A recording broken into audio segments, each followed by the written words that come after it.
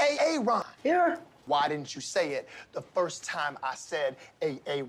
Because it's pronounced Aaron. You done messed up, Aaron. Aaron is right here, everyone. Thank you for joining me for one of the greatest days in the history of SPTV. Danny Masterson was sentenced today to life in prison. He will not be eligible for parole for 30 years. I'm amazed to see this being misreported by bloggers and even some journalists who are actually present in the courtroom. Danny Masterson was not sentenced to 30 years in prison. He was sentenced to life in prison, not to be eligible for parole before 30 years. Charles Manson was eligible for parole. He was denied parole at least 11 times. So Danny Masterson was sentenced to life. His attorneys even made that argument about what 15 to life actually meant as a sentence, because a good portion of the hearing today was Danny's attorneys making an argument to Judge Almeida why she should sentence him to serve his two 15 to life sentences concurrently. That was their plea. That's what they came to court to argue, that the whole thing should be thrown out. But once Judge Almeida dismissed that motion, the argument was basically, please, please, please sentence him to serve these sentences concurrently. And in Philip Cohen's argument for why, one of the reasons why that should be the case, he said, a sentence of 15 years to life is not a sentence of 15 years. And he explained why. So why journalists are misreporting this is beyond me. I can tell you, and I haven't necessarily put a bullet points together of what I want to talk about. I know what I want to talk about. I'm going to bounce around a little bit. When it came time for the judge to directly address Danny in the sentencing, it was powerful. It was powerful. Let me turn on my do not disturb. It is. I don't know why my texts are dinging.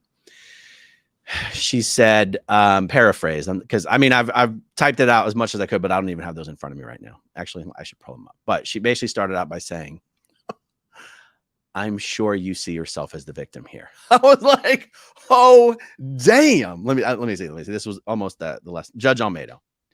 She says, you've been steadfast in your claims of innocence and feeling justified.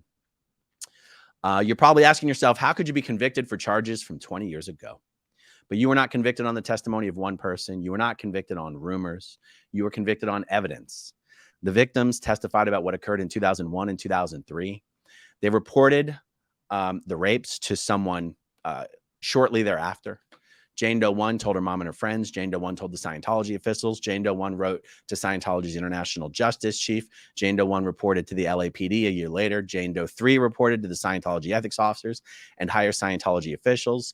Also, shortly after Jane Doe 1 reported to Scientology officials, you paid her $400,000 to be quiet. And she even said, look, a lot of people will say, you just paid the money to avoid the embarrassment and it's easier to just, squash the whole thing. And she goes, but Danny, that's a lot of money to pay for something you claim didn't occur.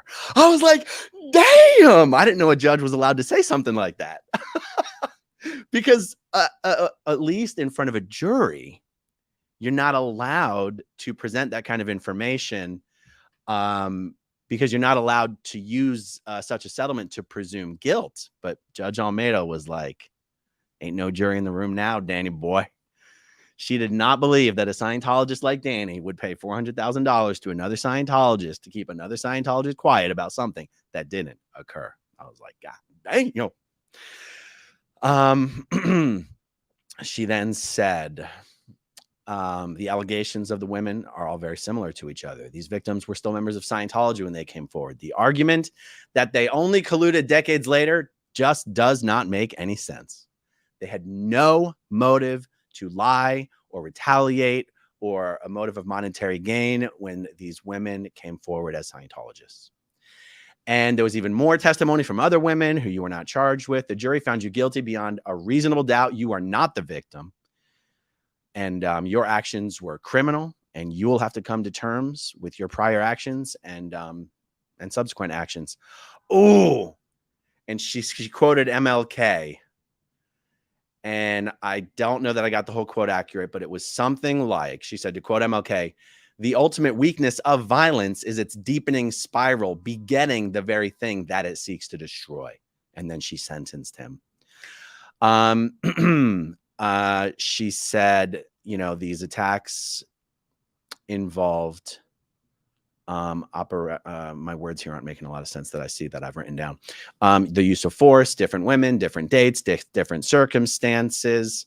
And that she was giving a little bit of an explanation for why she was not going to sentence him to serve these things concurrently, but instead consecutively. Judge Almeida is a force of nature, an absolute force of nature. The hearing started out with one of Danny Masterson's new attorneys. So Cohen was still there. Philip Cohen was still there. Sean Hawley was still there. But he brought a new attorney to represent him specifically on the issue of trying to get the case thrown out. Now, it's funny because the lawyer was arguing as if his motion was a case for a new trial.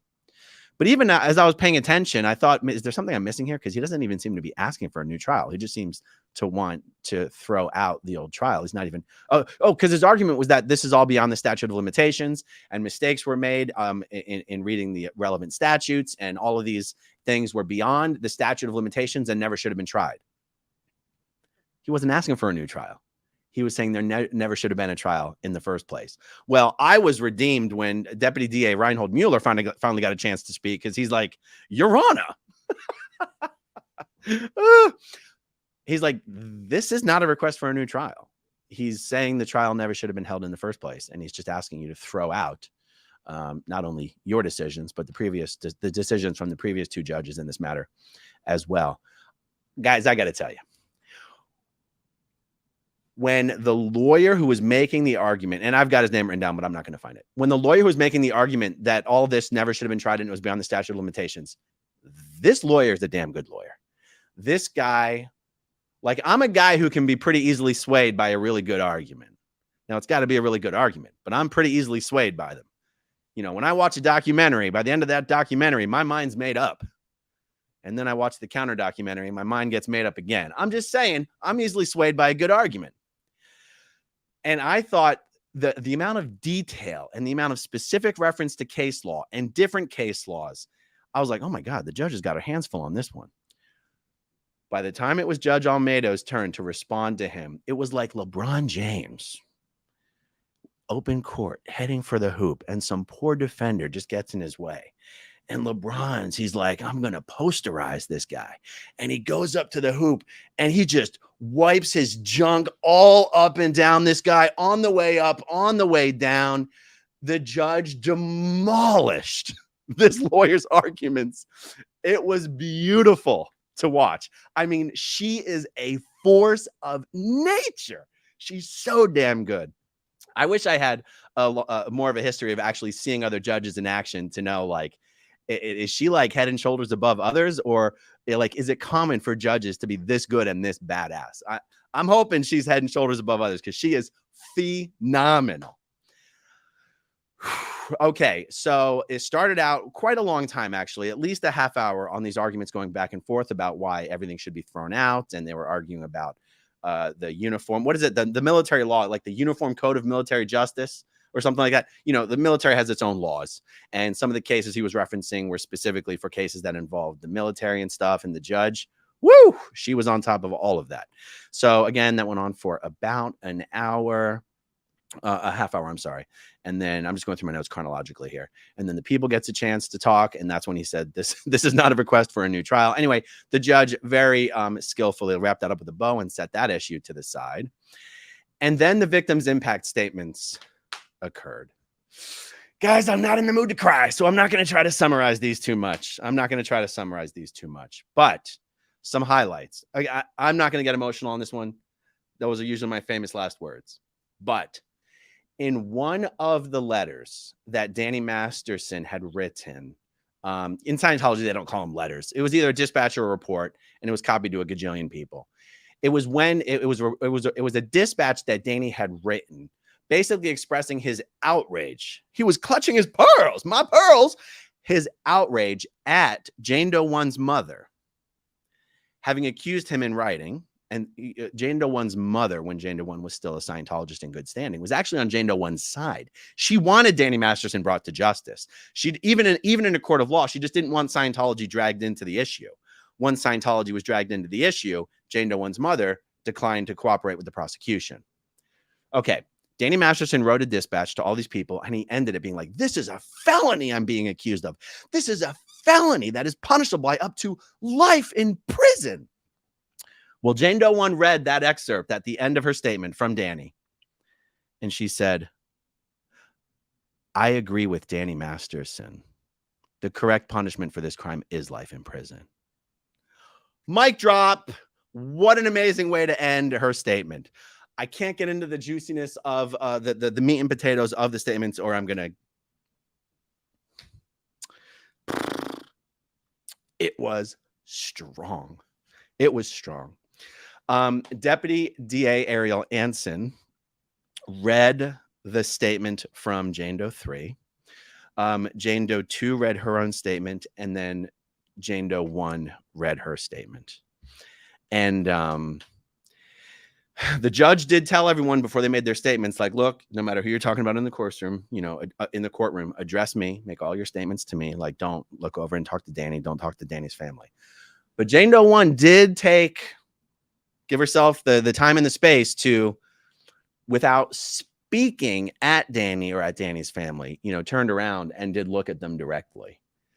And I was looking at the judge. I'm like, is the judge going to say something? Is the judge going to say something? And I thought, as long as Jane Doe 1 doesn't speak while she's looking at those guys, I think the judge is not going to interrupt. And she didn't. She did not.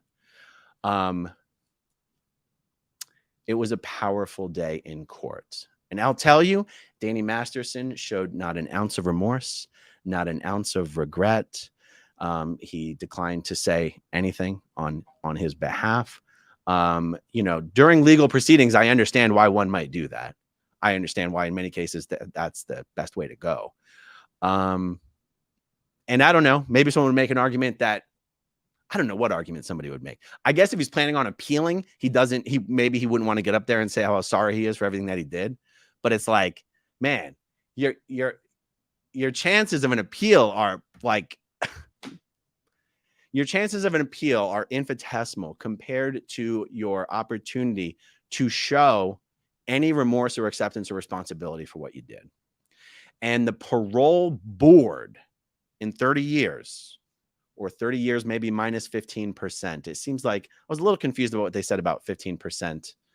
I couldn't tell if they were just crediting him for 15% of the 100 days that he already served, or if he's actually going to become eligible for parole, potentially 30 days minus 15% of that. I was a little confused. Maybe you experts can let me know what the real deal is with that.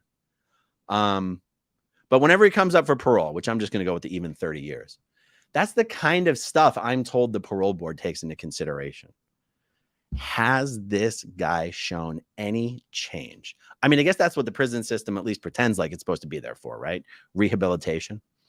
I'll tell you, the best argument Danny Masterson's team made for serving sentences concurrently was on the subject of recidivism. So recidivism means, I thought recidivism specifically meant going back to jail, but I think it might specifically mean reoffending on a crime, whether you go to jail or not, or maybe it's implied that it's one or the other. Recidivism is basically doing the same bad shit again and going back to jail. The stats were incredible. It was something like, Sean Hawley actually made this argument. She said, people who get out of prison for a violent offense or even a violent sexual offense, I forget how much she qualified that statement. If they are under the age, I'm going to get it wrong. She said either if they're under the age of 29 or 39. And again, just don't quote me on any of this, guys. But she gave stats, and it was something like this. If they come out of jail and they're 39 years old or younger, or 29 years old or younger, the recidivism rate is 50%, 50%. Half of those people will reoffend. And if you go like 60, like if you get out of jail and you're 55 or older or 60 and older, she goes, the recidivism rate goes to 2%. And then she said, and at 65 years of age, the recidivism goes to 0%. And she goes, the reason we're talking about this is because the law. Oh, sorry, guys. I should take a half a step back.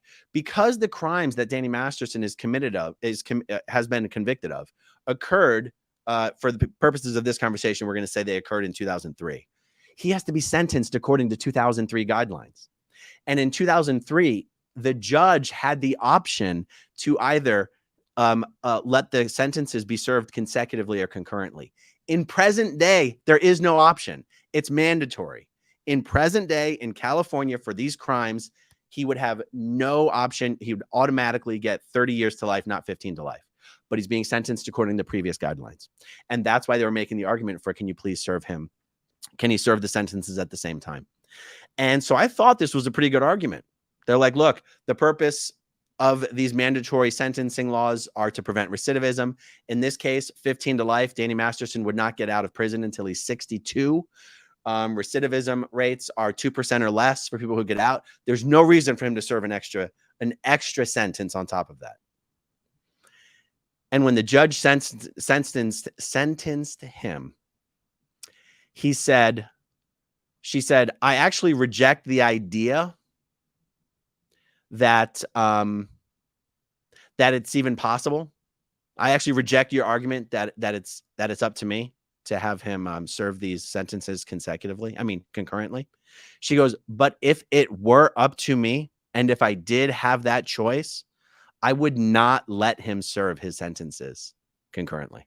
I was like, damn, Judge Almeida, damn. Okay, that's interesting. The judges, the lawyers did a really good job today. They did the job they're there to do. They even got up and made some really heartfelt statements about Danny, that if you didn't know what an utter piece of shit he was, you could have been swayed by those arguments. I thought they did a really good job. Even Philip Cohen got up there and told a little anecdote from his history that I'm like, well, you guys are at least earning your paycheck today.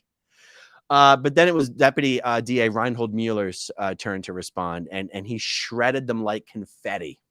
And it was a beautiful thing to watch. The courtroom was absolutely packed. I apologize to everybody whom I told there was only one row available. There was 2 rows available. I forgot that there was 4 rows. See, I choose to believe that Xenu electronically implanted me and PDH'd me to make me forget, but my mistake. In any case, Captain Tommy Scoville from the lifeboat was able to join me in the courtroom today. And so did Jacob Harkey, who I know is probably watching. He was able to join me in the courtroom today, as were many, many others. The courtroom was absolutely packed. Even the media, they're like, move all the way down. You guys are getting cozy today. There was at least 15 of us in a row made for 12 back in the media section. Oh, I want to show you guys my little SPTV badge. Can you guys see this? Let me pull up the camera here.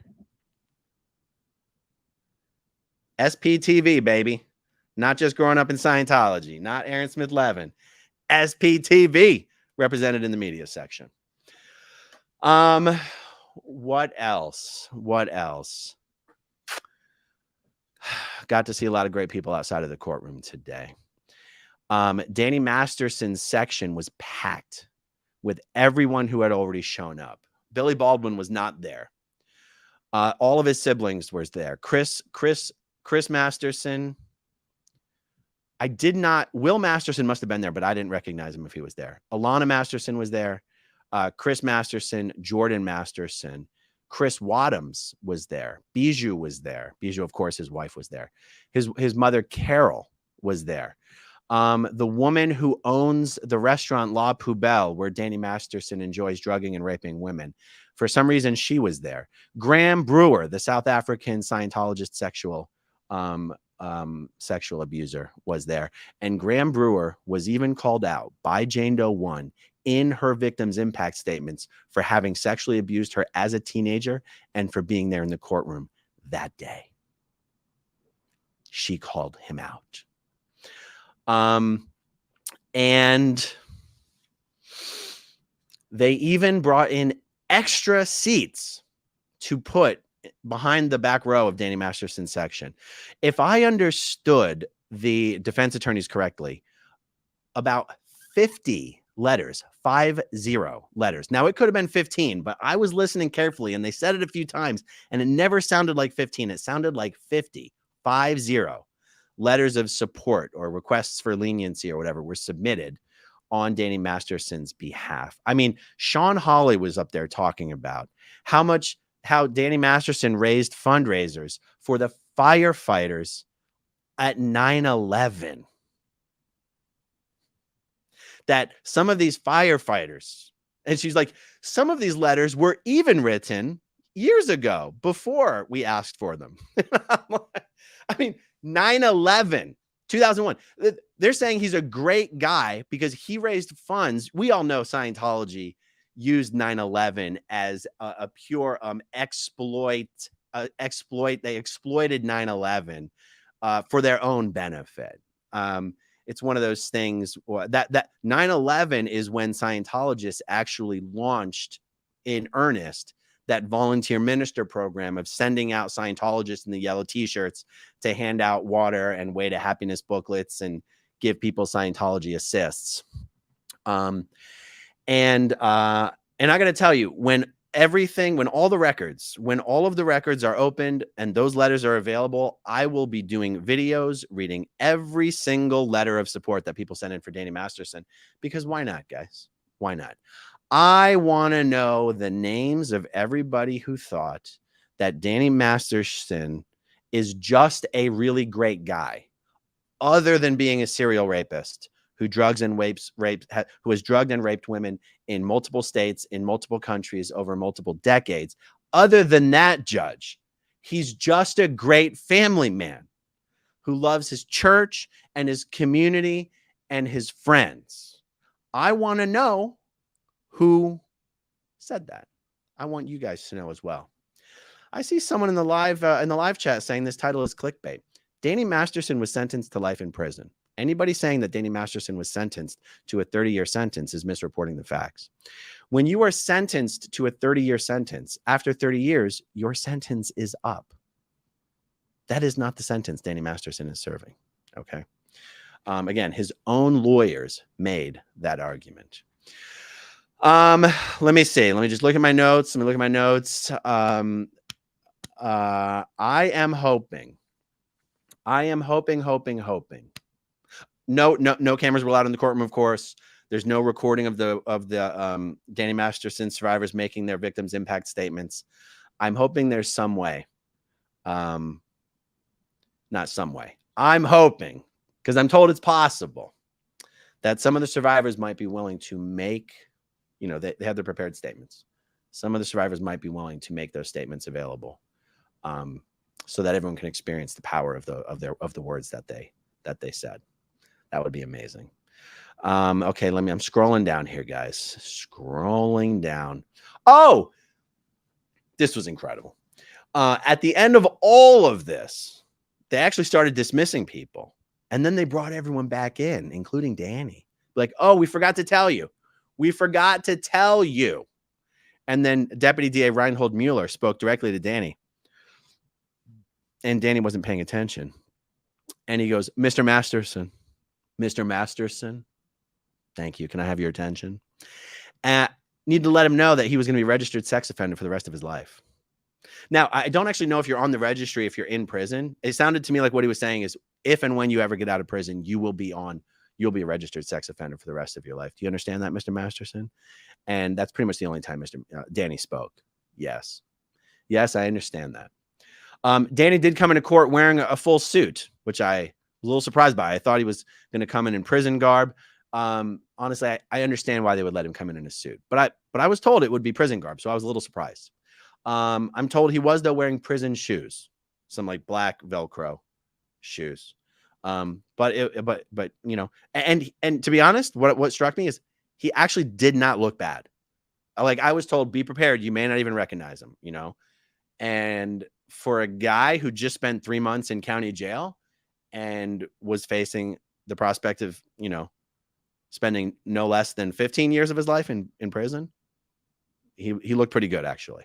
The court sketch artist was sitting next to me in the media row, and I asked her, where's your sketch going to be made available? And she said, the LA Mag. I'm going to get it wrong now, guys. She either said LA Weekly or the LA Magazine, one or the other. She's an incredible sketch artist. So I don't know. If I had that sketch, I'd use it in the thumbnail, but I don't. But I was watching her do it. I've never seen anyone do that before. It was pretty incredible.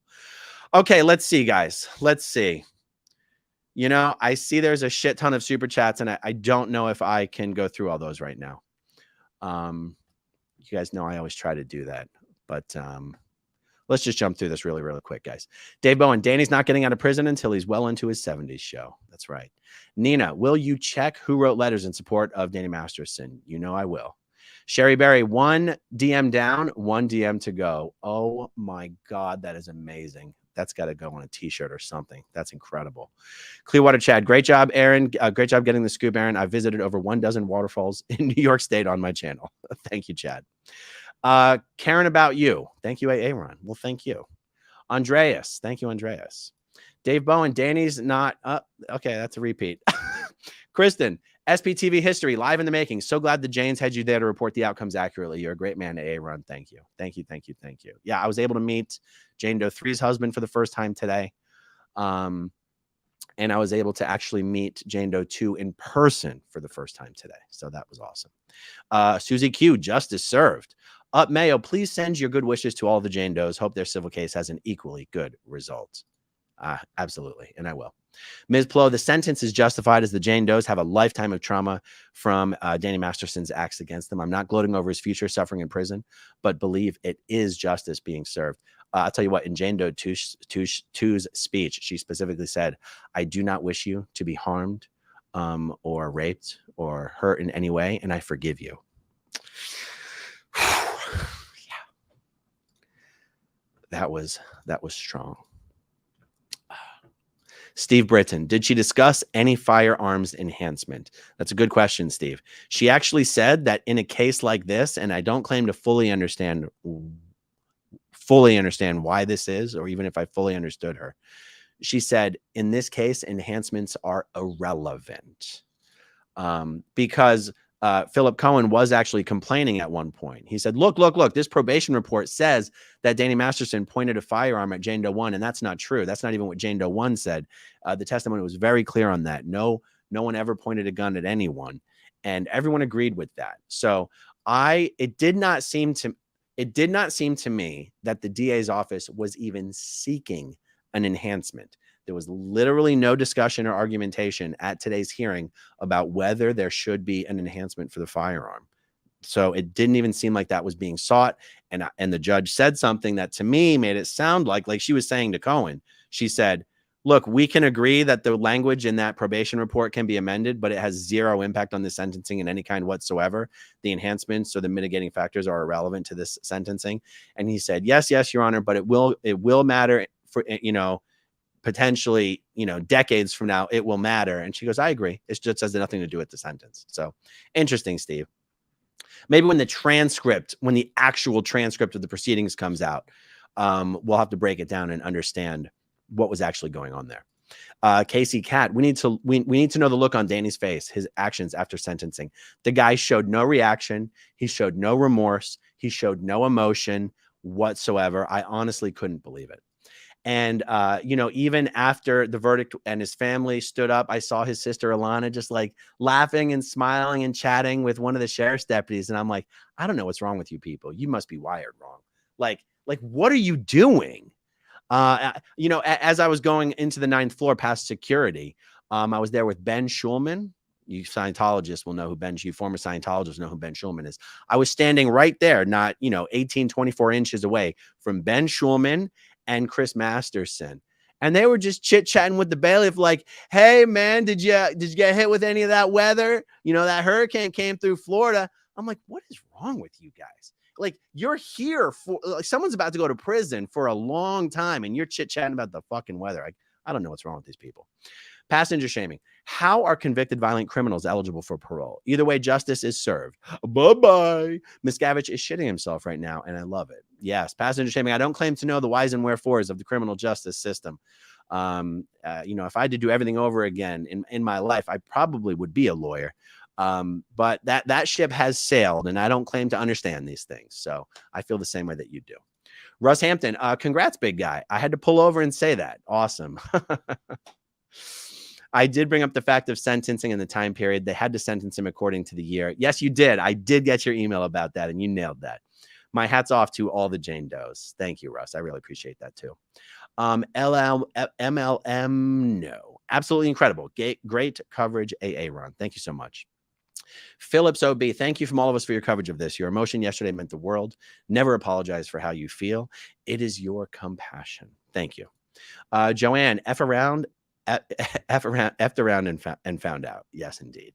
Roxanne Christinger, awesome. Along with your notes, did you happen to do a courtroom sketch of Danny's face when he got the verdict? You don't want to see my courtroom sketch of Danny's face. I can't draw for a lick. But again, there was a court illustrator there, a sketch artist, and whenever that sketch is available, I'll fit it into some video, or I'll post it in my community tab because she's a fantastic sketch artist.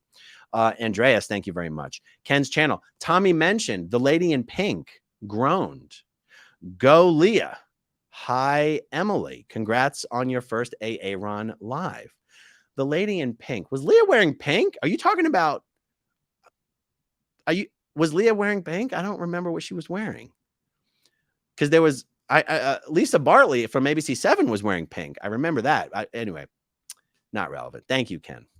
Reese, congratulations and thank you for all you do. Aftermath Foundation should get ready. The rats might start jumping ship soon. That would be glorious. Mama 83, you're cracking me up when you recount the judge's rulings. What a victory. Hope you got my Venmo for a beer or beef dip. Much love. Well, if you sent me a Venmo, I got it. Thank you, Mama 83. Mandy O'Neill, keep helping SPs. Thanks for all your work. Well, thank you very much.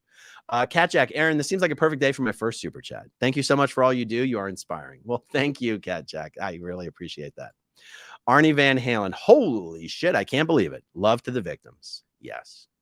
Yes, yes. Well, that's one of the reasons I want to wrap this up as quick as possible because we got to go do something. Casey Cat, Aaron, do you think this is making a lot of Scientologists very nervous? Yes. Yes, I do. Julian Schwartz should be very nervous. He should be making dookie in his diapers right now. Julian Schwartz is in for a lot of trouble. Sharon Middleton, Aaron, love your channel. Keep getting into that good trouble. I actually love that. I keep getting into the trouble, but it's that good trouble. El Snako, BWB, Danny Masterson's born in the 70s, played on that 70s show, eligible for parole when he is far into his 70s. I love that. Denver Stevo, it's a great day not to be Danny Masterson. Just how many times will I be able to say Osa smells like poo in the next 30 years to the rest of my life? Thank you, Denver Stevo. Shelly Swanson, David Miscavige must be clutching his pearls now and hiding his wallet. It's a win-win for victims of SA today. Thanks, Aaron. Well, thank you very much. 86 GOP back in the chat. I guess the incarceration will affect his golf game. Thanks for your consistently great coverage. Thank you, 86 GOP. I really do appreciate it. Jennifer McFarland, the judge was savage. Love it. Danny deserved it. Angel B, super sticker. Susie Q. Aaron, I'm assuming you didn't see you know who. I didn't see a lot of you know who's today. Casey Cat, the teeny tiny. Oh, I know who you're talking about. Oh, yeah. No, Anthony D'Amato is a little punk ass pussy bitch who did not show up to the courthouse to accept my and Captain Tommy Scoville's invitation to take him out to lunch. I mean, look, little Tony D'Amato keeps running his mouth, bitching about like trying to harass and stalk and intimidate and threaten all the SPTV channels. The guy doesn't live far from here and he couldn't even show up, couldn't even have the decency, the balls. And he says none of us would have the balls to ever meet him face to face. We invited him for lunch and the guy ducked us because he's a coward. So yeah, that's who you're talking about. The teeny tiny tyrant must be livid and heads rolling. Absolutely. Jamie Dodger. LOL, Danny got what he deserved. No snitch, Danny. Karaoke Jen. Hit the like button, y'all. 10,000 watching. Guys, if you're one of the 12,000 people watching live, do me a little favor. Hit that like button. It's fast. It's free. It's easy. And it actually helps, believe it or not. Tammy Moore, was it mentioned which facility he's going to? Thank you for your coverage, Aaron. It wasn't mentioned which facility, and it wasn't mentioned what level of facility he's going to. Is it level 2? Is it level 3? Is it level 4? I don't even know when we'll be able to find out, but it was not discussed. Kim Kobeson, what was the reaction of little Karen Masterson when judge said 30 years to life? Well, I'm not sure if you mean his wife Bijou or if you mean his mother Carol, but I can tell you, the judge, well, the bailiffs made it very clear to everyone in the audience before any of the proceedings began that nobody was to react. And if someone was going to get emotional, to step outside. There was no reaction when the sentence was read. Not even by Bijou, who I thought for sure would wail and scream and fall on the floor, but she did nothing, did not even make a peep. Brenda Martin, thank you for all you've done and will continue to do. Thank you, Brenda. Michelle Carpenter, Osa, do you need a drink? Evelyn Woodward, thank you. Tori, shout out to Goldie. She's all over them Osa punks. Indeed, indeed. Jennifer Robinson, thank you for your coverage and dedication. Thank you. Joanne, did Scientology tell people to write those letters? Actually, that's a damn good question. You know, there's so many Mastersons. I like to say the Masterson clan makes up probably half the number of total Scientologists in the greater LA area. There's so many Mastersons. I'm guessing Scientology did not ask people to write the letters. I'm guessing the Mastersons themselves, you know, I mean, the Mastersons are like 2 degrees of separation from every Scientologist in the world, because all Scientologists are like 2 degrees of separation from each other. So, and to be honest, I was speculating that nobody would come to his defense, but I was, you know, I don't know. I was just kind of being a dick when I said that. The fact that Scientology claims millions of members and the Mastersons know hundreds and hundreds and hundreds, if not thousands of Scientologists, and only 50 people submitted letters, and a lot of those people weren't Scientologists. Not even Scientologists really showed up for this guy, depending on, you know, to put it into some perspective. Paula Puffer, Serge Del Mar started reading the victim's impact statements on his channel. Very powerful. Wow, that's great. I don't know how he got them, but whatever he's doing, I'm sure it's great. I was out with Serge Del Mar last night, and I'm sure we'll go out again tonight. Light Breeze B, thank you, Aaron. It is 30 years firm. It is 30 years firm before parole. Is it 30 years firm? Yes. Yes. He does not even become eligible. He does not even first come up for eligibility for parole until 30 years. But it is a life sentence. He is serving a life sentence. He is eligible for parole in 30 years. That does not mean he will be granted parole in 30 years. Like I said, Charles Manson was eligible for parole for decades. He was denied parole 11 times. Okay. Marsha Bentley. Serge Del Mar was reading victims' impact statements they got from Tony Ortega. Well, that's interesting because Tony Ortega wasn't there.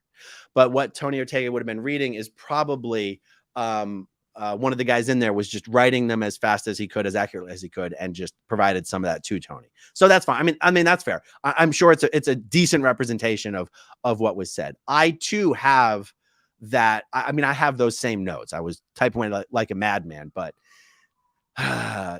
you don't want to see me cry for 45 minutes. So we're not doing that. Eris D, Scientology and every one of its orgs is ending eventually. Mikey, you would think that they would have picked up on him being a predator during auditing. No, they knew he was a predator. They absolutely knew he was a predator, which is something Jane Doe, all the Jane Does mentioned in their statements, the fact that Scientology knew what this guy was doing and protected him. That was powerful. Joe, I am confused as to how the Jane Doe whose rape resulted in a not guilty verdict. Well, let me correct you right there. It did not result in a not guilty verdict. It resulted in a hung jury. Also realize, so he was not found not guilty. He just wasn't unanimously found guilty. And so they declared a mistrial on her charge. Okay. So, and I'm guessing that's one of the reasons she got to speak. It is still possible that Danny Masterson can be retried for the charge against her. That charge was, as of right now, it was not dismissed with prejudice. I just don't, I can't remember if they said specifically that it was being dismissed without prejudice or if they were postponing that decision for an even later date. But anyway, I think the answer to your question is he was not found not guilty for Jane Doe 3's charge. Okay. Winter Scoop, celebratory French dip sandwich time. Indeed. Swashline, Danny can drink toilet wine tonight. What a creep. Pookie Woozy, which prison yard will he live in? We don't know yet. Backo, Goldie's wondering if you had any good French dips out in LA. Not yet, but I was only here for one night last night, and we went out to a couple other places. So we'll see. The night is young. Travis W, given the outcome and public opinion now, do you think Scientologists like Tom Cruise will be under scrutiny from media attention? Oh boy. I think there's a likelihood that Scientology celebrities, maybe they will start getting asked some questions about things like this. I don't know. It's very risky for entertainment journalists to hit celebrities with too many gotcha questions like that if they still want to continue to work in the industry, but we'll see. Hill 10 FAP, 12,000 on the live. Try and beat that, Scientology TV. That's right. More people watching this live stream than there have ever been Scientologists gathered in one location at one time in the history of this sector of the Galactic Confederacy, folks. So thank you guys. Your support is truly incredible, you guys. Yeah, I appreciate it. Cody Mack, how does exchange work for incarcerated Scientologists? Will he be out exchanged now that he can't send compensation for holiday cards?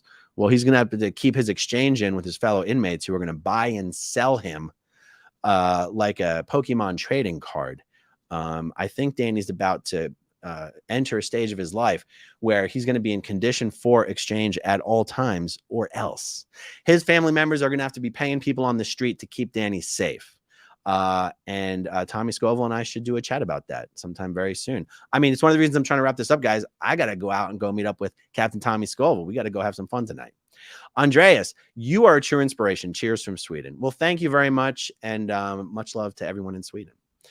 Scarlet Begonias. Not sure if anyone said this, but Serge read Tony Ortega's blog live before you came on. Well, there you go. Panko. Oh my God. Panko. Thank you. That's very generous of you. Holy shit. Heidi, super sticker. Cat Mandu. It's especially cruel when Scientology believes that spiritual harm is done when someone is unconscious. I agree. Daniel Farmer. Did they say how soon he will be transferred to prison and where? Not yet, Daniel, but hopefully we'll learn that soon. Valerie Boljak. Thank you. Awesome coverage. Thank you. Jerry Thompson. DM is smoking full. David Miscavige is smoking full 3 packs of Camels today. I hope so. And Svensk Tiger, Swedish news SVT like BBC, but in Sweden writes that he has connections to Scientology, but it's more than just connections, right? Oh, you must be new to the show. Yes, Danny Masterson has more than connections to Scientology. He was born and raised, and he was one of a very vocal promoter of Scientology. Very, very, very active member of Scientology, even though he didn't do much of Scientology's bridge to total freedom.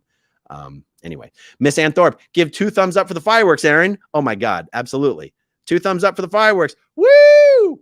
Yeah, baby, bring it on. All right. Ald Masterson is off on a long holiday. Guys, we're going to wrap it up there. It's 1:30. I fly home at the butt crack of dawn tomorrow, and there's a lot of celebrating to do between now and then. So I'm going to do my best to evade all the Scientology PIs that are probably following me, and then Jane Doe's and Leah and others. And we're going to have fun regardless. Hey, guys, if you're out there, you're a PI for Scientology, and you're having to follow us all around, just come and join us for a drink. Let's make your job easier. Come on. Scientology's throwing you all that money. Why? I'll tell you what. You come, you buy us all drinks. Maybe we'll feed you, throw you a bone or two. All right, everyone. You guys are awesome. Thank you for joining me. Yeah, powerful day, guys. Don't even know what else to say. Truly incredible day. Scientologists will not be able to take comfort in the fact that they will not be able. Scientologists will have to confront the fact that you are not above the law. You are not the most ethical group on earth. You don't have your own. It's not good enough to handle crimes internally. You're not going to get away with covering up rape, sexual assault, child abuse, elder abuse. You will be held accountable, even if it takes 23 fucking years. All right, guys. Thank you for joining me. Thank you, as always, to everyone who watches until the very end. And I'll talk to you soon. Okay, if you want to see my rock and roll songs, click right on this guitar. And if you want to see a different one of my videos,